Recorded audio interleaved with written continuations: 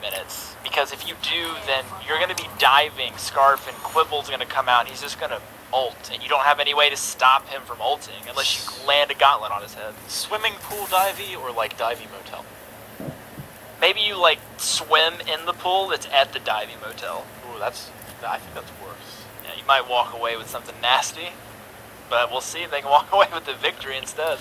Alright, let's head on to the Halcyon Fold and find out once and for all if Cloud9 can close out this series 2-0 or if Fate will bounce back. Passing it on over to Forecourt Jester and Tasty Bacon. Thanks so much there, guys. We're back into the fold, and there's something I got to echo there from Fuji. The later this game goes, I think the harder we'll get for Fate Bacon. Triple melee up against not only a Kestrel, but that Scarf protected by a Finn. Certainly a little bit of a ticking time bomb. Yeah, absolutely. I mean, maybe not even a ticking time bomb, because Kestrel should be able to have a really good time in this game. Even, if you recall back when Blackfeather was like the priority pick, we heard teams saying, we're going to take Kestrel against that Blackfeather because we feel like that's the hard counter to it. And it's, what they have here now for Cloud9, an opportunity to make that the case once more. Cloud9 just getting a little bit of damage there on top of Fate in the jungle. Some pot shots here and there. We'll have to see which way Illis does want to go with this Taka, because we've now seen sort of more of the late game, where the late con, I should say, as he does go into that crown, into an aftershock for game 1. But for now, does actually have a weapon blade, so again, we'll see where we go. Yeah, it's going to be an interesting one for sure. Illist, we haven't really seen Illist much on this Taka, much like we haven't really seen Joker on the Blackfeather. It's been mostly those traditional mages for him. Yeah, so again, draft aside, it's now going to come down to the skill of the comp. Something I do want to point out is that we have now actually seen today, if you were watching EU as well as now NA, every single Iron Guard contract. This is the Protector contract on Eco. Yeah, Protector contract coming out. So all 3 contracts being used here. So the Balance team is thrilled about that one, as that is something that we haven't really seen, is these contracts getting much use in previous seasons. But some of them have gotten some changes, and finally kind of realizing that it's maybe worth the investment. That is going to be I Love Joseph. Well, no protection there for Eco, as that is going to be the first blood. Yeah, you can't actually shield yourself, I believe, so if you just get focused down, not much of a pickup. Joker, however, under turret, nobody to help him out. He is going to be the second as Illist tries to cut off the escape. Cloud9 not really too worried. Now, but you got Eco coming back into this. It's not a weapon arc. Don't get your hopes up too much. And Joseph does actually take away the trance, so overall, I think they're going to be fine. Illist will chase off Arctic, but at the same time, it's not a kill. So we will remain 2-0 for now. Yeah, well, as of right now, they are going to be looking to find perhaps a kill into Hardek, but Eco not quite going to have the damage needed to finish that one off, and Joker a little bit too far away. So for Cloud9, they're going to be able to regroup from that and shouldn't have any issues. We do got a life spring there from Eco as well, so if he is going to be in lane for babysitting, he can technically trade out if they're not fatal trades at any rate. But Illis is coming in. I think we're a bit too close to turret for a kill. In fact, it's going to be a massive quibble from Gabe that's actually going to keep Fate on the run. And with Hardek still up in lane, I'm not entirely too sure he can close this gap, but Cloud9 is certainly putting up the pressure. And they absolutely are. They're just really wanting to finish this one early. It seems Gabe Fizzle going to be in a bit of a sticky situation, will get taken down. I Love Joseph not able to provide enough support there, but Hardek's going to get this lane pushed in underneath the turret. And I Love Joseph adding in some damage. That's a lot of damage being done to the turret, but now Fate is here. Yeah, we got some slows there on top of Joseph. He does not have the weapon power to hit up those camos, but it's going to be a trade. 2 lives for a turret. Cloud9 will respawn. That turret will not. And the turret is going to go down, which is going to be a bit of gold going over to the side of Cloud9, and perhaps even more as Gabe Fizzle is finding a fight here, but there's no carries with him. Yeah. He's kind of holding Fate at bay on his own. Something Cloud9's going to have to do is reset some of the positioning here. You don't want to have Lemming Syndrome where it's just one after another into the jaws of death. And Fate right now are just doing a really good job of making sure that they're the best impression of the Jaws of Death. So Joker and Gabe going to be just going mano a mano. Joker does have boots, so he's going to get the safety. Once we hit level 6, maybe some of those players will be a bit kinder to him, but for now, he will retreat. Yeah, just going to have to back off for now. Not really finding what we're looking for, but Gabe, again, is trying to run interference with I Love Joseph down here in the jungle. They're going to be able to steal away some camps, and Cloud9 looking much better thus far in game number 2. Even though they are behind in kills, they have been the ones making all the aggressive moves, and it's been paying off. Cloud9 just rolls in heavy, says, this is our jungle now. Don't actually put down any kind of vision or traps. You got one defensive trap there on the side of Fate just to keep a little bit of vision, but they lose out Minion Mine, they lose out the jungle. Illust pretty much just aware of this at this point, and he's going to find Hardek is actually busy in his own jungle. So Illust is just going to try to jump him, but he gets none of the farm. Even if Hardek dies, this is a zero-sum pickup for Illust. Yeah, he really was not able to get anything that he was hoping for. They're actually going to even just let him go. It's not worth the chase at this point. They got the gold they were looking for. Now Joker, they eat some damage from that goop. I Love Joseph putting out some big damage from the glimmer shots. One shot, not going to find the kill. Now I Love Joseph boots, and then look for it onto Eco. One more glimmer will do it, and he finds the kill. Yeah, Illust needed to kind of get that one just a little bit earlier, but he will trade some damage from Joseph, but Joker just cannot get close. Joseph will keep him at bay, and that puts us now 3-3. Illust has to contend with Gabe Fizzle, and Gabe Fizzle says, no, this is my jungle still. You're not welcome. Yeah, well, it has definitely been the jungle of Cloud9, really on both sides of the map. Illust, again, going to try and make the rotation over to the Cloud9 side. I'm not sure if he was spotted there, but Cloud9 definitely have a feeling that he's gone over there. Now they see him for sure. Hardek going to once again chase him down. I Love Joseph hot on his heels, and it's going to, again, go to Hardek. Illust just not really able to find anything. 24 CS to 43 from the junglers. I think a lot of this gold lead as well, might be even on the kills, but you look at the farm, and that's at nearly 2,000 gold, maybe more counting after this gold mine. Nobody's in position to get over here. Yeah, nobody's in this. Good thing I said that. The immense gold payout will go over uncontested here, Bacon, and Cloud9 just taking dominant control here. Yeah, absolutely. They have really had complete control for quite some time. Again, not getting the kills, but you don't need the kills if you're getting all of the objectives, all of the minions, all of the turrets, etc., etc. Etc., etc. We talk a lot about getting those little advantages, but yeah, let's just get big advantage after big advantage. That's also a winning strategy, Big. It absolutely is. And that's exactly what Cloud9 have been doing here. It's just going to continue to push in onto this turret. Not really allow Fate anywhere to go. Damage is real. Fate, unfortunately, again, triple melee up against Kestrel and Scarf. If they can't go ham, they're not really going to get much out of this one. And even if they try to engage, they are already down under half on 2 members. Illust, not exactly a front line at this point. He wants to get in, get his damage, get out, not burn down like he very nearly does. Here goes the fountain. Not enough to keep the Black Feather up, and Eco is just going to accept his fate and run away. There we go. He's out down. Well, that is going to be another couple of kills for Cloud9, and this should actually be this turret once this next wave of minions gets in. No, they're not going to stick around for it. Interesting decision. I really feel like Joseph and Gabe Fizzle would have gotten that, but yeah, they are just going to steal away more of the jungle. The Joker says, oh man, I can get a jungle camp. Let me just jump on that. He's got to be not Joker really, that needs it though.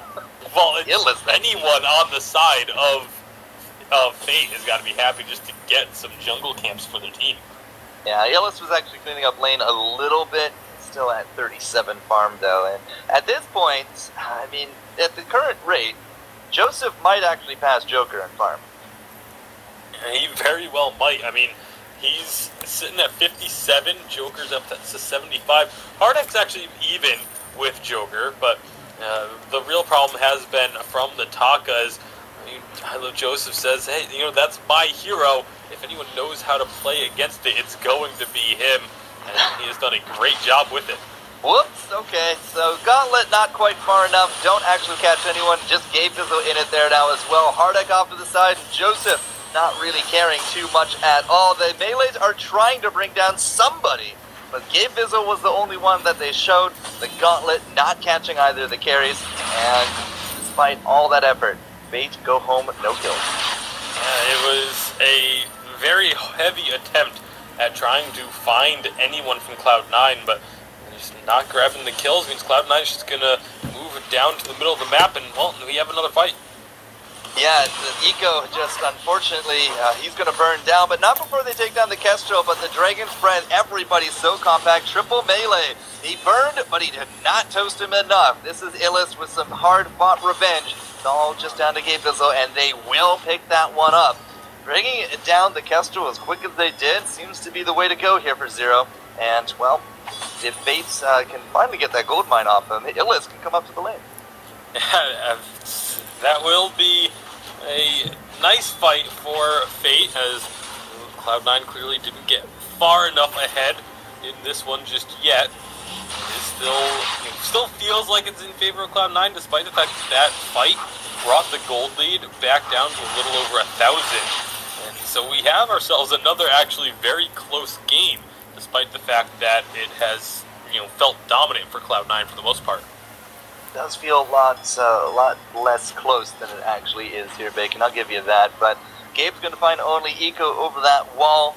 Don't even have that gauntlet, but he could technically get a Vanguard target if Joker, for example, came on over. Joker is moving, so that's good. And Gold Mine just kind of going to go uncontested right now. Gabe Fizzle is putting down some decent vision. Doesn't have a lot out there right now, but it's things like that will keep Cloud9 in the clear. Yeah, absolutely. And if they can just continue to fight the way that they had been for the first 10 minutes or so, like I said, it hadn't been kills running rampant, but they were just kind of running circles around Fate, felt like, for a majority of this game, but definitely has slowed the pace down.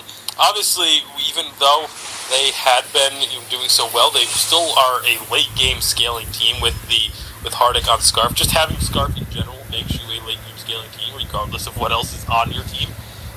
So Caleb Joseph is just going to continue to get stronger as well, as he's got plenty of space for additional items. We're only 12 and a half minutes in, so it kind of feels like we're much deeper into this game than we really are. And typically we say that when there's been a lot of kills, but because of the fact that there was a lot of fighting early and then it really slowed down. As you can see, Cloud9, they are just holding this lane here and not letting anything be available for Fate. And Fate, they are being so patient on this party brush. I don't think I've ever seen two teams just kind of wait in one area for this long. You should have seen my Battle Royale games over the week on my stream. Oh man, I had a lot of showdowns like this, but whoever does break first actually might even win with the momentum. Cloud9, they're going to be taking the long way around, and they are not going to actually spot it out. Unfortunately, they bait it out very nicely. That's going to be the gauntlet. It's already done. And that should be it. Fates are not going to go fishing.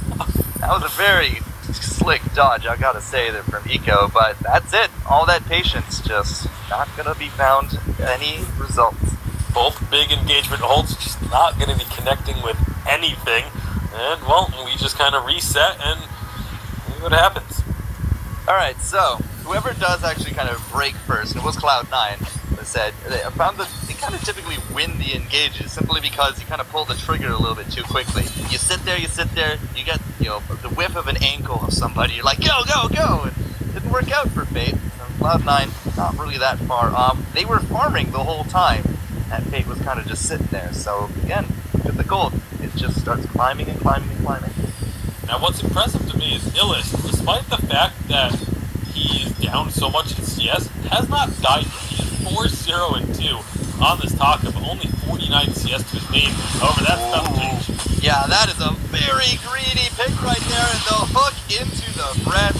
That is how you fry up a Taka real nice and pretty. Eco, the last one standing, as we have lost out the Black Feather. It's not even a contest. Cloud9 take that fight. Pretty solid. 14 minutes in, 40 seconds to go. We're going to have that Kraken here momentarily, Bacon, but not before a gold mine goes over to Cloud9. It's going to be a pretty hefty payout for them, as Cable has to go back and take one more swing. 228 gold for each member, and then a turret getting destroyed by the minions, and Kraken now available. They have just kind of broken this game open. Gold mine. The Kraken is now available, as he did say. The farm in the jungle is gone. We had the one shot on top of the turret just to help out the minions a little bit, but they don't really get too far into the next one. Still, again, vision game. It's looking a lot better here for Cloud9. You got one mine off to the side here in the mid from Fate, but past that, it's really just the one that they're kind of standing on by themselves. So with a Kraken going down this quick and no real vision of it, this is going to be a Cloud9 Kraken. Yeah, absolutely is. They're just going to be able to get the Kraken unleashed. Now a fight, however, that is going to be a kill traded out, one for each side. The gauntlet looks good. It's keeping them there, and that is allowing the melee to go ham, but unfortunately, Hardek, the goop, it's too much. The Dragon's Breath just doing way too much splash. They took down the Kestrel, but they needed to take down Hardek, and now Ace Buff minions, still quite a few of them there baking. Kraken's not even going to touch this turret. This could be a game-ending push. It very well could be. Kraken is still on her way, and Hardek is just tearing down these turrets. Respawns are going to come through. I Love Joseph isn't here, but wow, Illa's getting a lot of damage onto Hardek, though. He went from 4-0 to 5-2 just immediately after you mentioned it, Bacon, so Caster's Curse kind of playing a little bit on that one. He will finally pick up that kill, but again, Kraken doing work. The other turret not looking so healthy. This is now Kraken on Crystal, but I Love Joseph has already used the one shot, and he's not going to be anywhere near to support it. No, we're coming down to the wire. Fate are out of safety nets, and the next misstep could cost them the series. Yeah, very well could. They are going to stay in it for now, but 17 minutes in, 12 to 8 on the kills, and the gold is 5,000 in favor of Cloud9, even after the 500 gold per player pickup from the Kraken. So it is, as you mentioned, not looking good for Fate. So Cloud9, 12 and 8. We still actually are above that kill a minute. It still feels like this game is something like a 30-minute round. It's really interesting how time distorts when you're watching a really fantastic Vainglory. But infusions on both sides, I mean, builds are coming to fruition, but it is still a pretty heavy dominance advantage going forward here for Cloud9. And again, I gotta say, the vision. Gabe Vizzle has not lost his touch. Even if he doesn't have that contraption for most of the match, he is still putting down so many mines. He absolutely is. Lots of vision control to be found, and that's really key. They may just want to wait for another Kraken or just have knowledge of where their opponents are. If they can find a fight before Kraken spawns, I'm sure Cloud9 would be more than happy to take that, and well, we might get that right now. Gauntlet going forward. This is the last do or die, but again, Goop, Hardek just staying right on it. The melee gotta come to him. Joseph off to the side just destroys Illis. It will be Hardek for the kill, but Joker just again melts everybody's faces on the floor, and this is now Cloud9 pushing forward. The Ace Buff minions by themselves could probably just win this game, but they are going out with a 2-0 in style. And they grab themselves the ace. A great play from I Love Joseph in that last fight as well. As soon as the engagement came, popped the active camo, backed up, got stuns, and then did it again halfway through the fight to secure those last couple kills. And Cloud9, I wouldn't say, again, like Humanist, I agree with him, I wouldn't say that they got their swagger back, but they've got a victory at least. And that is going to keep their tournament life alive. They might... really need those points by the end of this one, Bacon. Absolutely, every point matters. Unfortunately for Fates, with 0 points now off the first 2 weeks, they are not going to have any chance of making it into Worlds. So the dream will not come alive. The Cinderella story of challengers to Worlds is not going to be. Yeah, it's not going to be happening this time around. Yeah, we're just going to reserve that for EU, at least for now. Would have been a heck of a Cinderella story, but goodbye, Fate. We hardly knew you. Congratulations to Cloud9. We'll see more of them tomorrow here in NA. We're not done yet, guys. We've still got one more series our world champs, well, okay, our NA champs, have still yet to play. Back to the desk, let's set it up, and let's